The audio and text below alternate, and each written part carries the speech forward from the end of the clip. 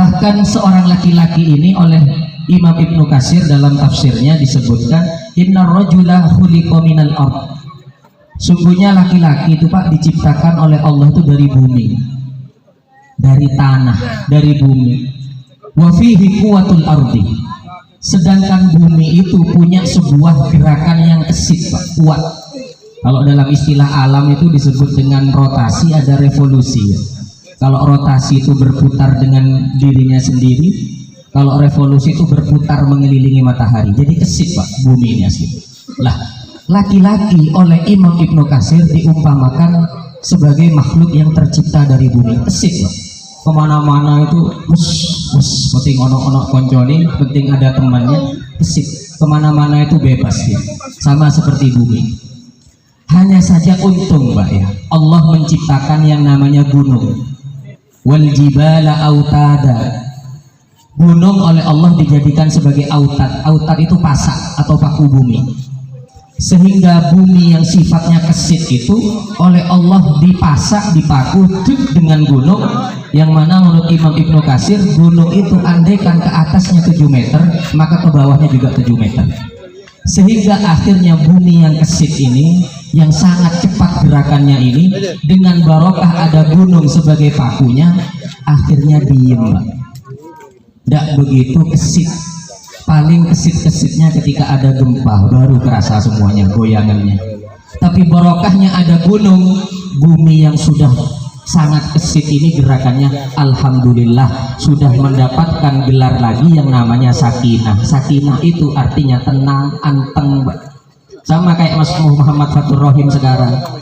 Mungkin ketika masih jomblo, masih bujang kemarin, ya dengan teman-temannya yang penting ada waktu, yuk keluar yuk, mana nongkrong ngopi di kafe, ayo jalan gitu Pak. Yang penting ada petis, yang penting dompetnya tebel, tetap jalan. Tapi sekarang setelah beristri insya Allah, maka insya Allah Mas Muhammad Fatur Rahim ini akan lebih anteng Pak. Ada gunungnya sekarang sudah, ada pasak buminya, ada pakunya. Mau keluar kemana-mana itu sekarang, mau kemana Mas? Aduh keluar ya. Ini anaknya. Oh ya sudah nggak jadi. Jadi akhirnya yang dulunya agak kesit, sekarang sudah dipasaki sama gunung Pak. Sudah punya gunung sekarang. Tapi bukan gunung aja.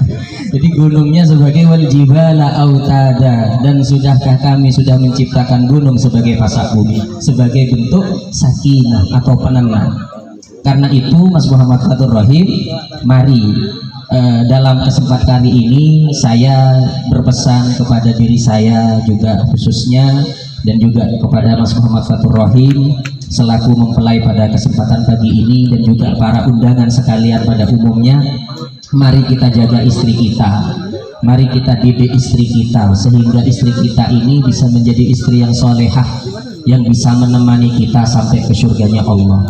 Karena memang istri itu Pak adalah seorang perempuan, yang mana perempuan ini kalau dalam banyak kitab itu akalnya separuh Pak.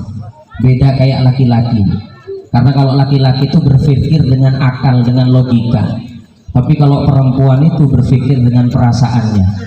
Maka dari itu biasanya kalau sudah ada hal-hal yang tidak sama, tidak cocok dalam sebuah hubungan rumah tangga, maka pesan saya, jangan sampai gampang-gampang mengucapkan sesuatu yang menjurus kepada tolak atau perceraian. Ini sering saya sampaikan. Karena oleh Rasulullah juga dipeseni ya, salasun jidduhun najiddun wa hazluhun najiddun. Ada 3 hal yang mana seriusnya dianggap serius dan bercandanya pun dianggap serius. Apa itu? Ada 3. Yang pertama an-nikah, akad nikah.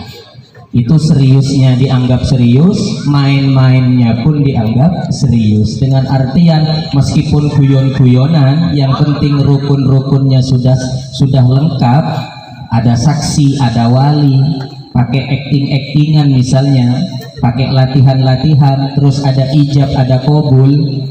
Meskipun guyon, maka waktu itu si mempelai sudah menjadi pasangan suami istri yang sah. Apalagi serius kayak tadi. Yang kedua adalah akad tolak atau perceraian Pak. Ini hati-hati. Kita lihat banyak artis-artis itu ya, ya nikah cerai gitu. Kenapa? Karena hubungan mereka tidak didasari dengan tujuan yang ikhlas. Maka niat itu penting. Jadi kita ketika sudah mau menjalani hubungan rumah tangga, maka yang perlu kita tata pertama kali adalah niat. Untuk apa kita menikah dan sampai kemanakah tujuan kita akan menikah nanti. Dan yang nomor 3 adalah al-itaq, yaitu memerdekakan budak. Berbicara masalah cerai, jadi cerai itu sebenarnya sangat sering, Pak. Kalau khususnya laki-lakinya ini mungkin saking emosinya kepada si istri, lalu terucaplah kata-kata yang menjurus kepada pernikahan. Karena kepada perceraian maksudnya. Karena tolak sendiri dalam kitab disebut jadi ada 2, ada tolak soreh, ada tolak kinayah. Kalau tolak soreh itu kata telak yang memang jelas-jelasan, dek kamu saya cerai, dek ayo aku pisah sama kamu, dan seterusnya. Kata-katanya jelas. Tapi yang jarang disadari adalah tolak kinayah, tolak sindiran yang tidak langsung menjurus ke perceraian. Nah ini bahaya, dek aku wis bosen dengan kamu, pulang wis ke rumahmu. Lah tolak kinayah ini kalau di hati berniat untuk cerai, maka cerainya jadi, Pak. Tapi kalau di hati tidak ada niat, baru tidak jadi. Ini bedanya kinayah sama sore. Makanya kita harus hati-hati kepada pasangan kita dalam berucap, karena memang ucapan ini, Pak, mempengaruhi segalanya. Dan ucapan ini tidaklah mempengaruhi biasanya juga kalau niatnya itu ditata. Makanya niat itu juga penting. Jadi niat sama ucapan ini harus betul-betul kita jaga. Apalagi kalau sampai telaknya telak bain, telak 3 kali, wah ini repot sudah. Karena kalau telak bain itu, maka si laki-laki tidak boleh kembali kepada istrinya sebelum si istri itu menikah lagi, wah, dengan orang lain. Dan bukan hanya menikah, si istri harus dicicipi dulu. Nah ini tidak enak wadah katanya dia. Hatta tadzuki usailatahu wa yadzuqa usailataki. Sampai si laki-laki ini, si laki-laki kedua yang memperistri ini mencicipi madunya si perempuan, dan si perempuan mencicipi madunya si laki-laki. Baru suami yang pertama boleh balik lagi kepada istri yang pertama ini. Tapi ya siapa yang mau bekasnya orang, kan gitu. Makanya ini hati-hati. Ini sebagai hukuman sebenarnya dari Rasulullah, agar tidak gampang-gampang ketika kita emosi mengeluarkan suatu yang bisa menjurus kepada perceraian. Na'udzubillahi min dzalik.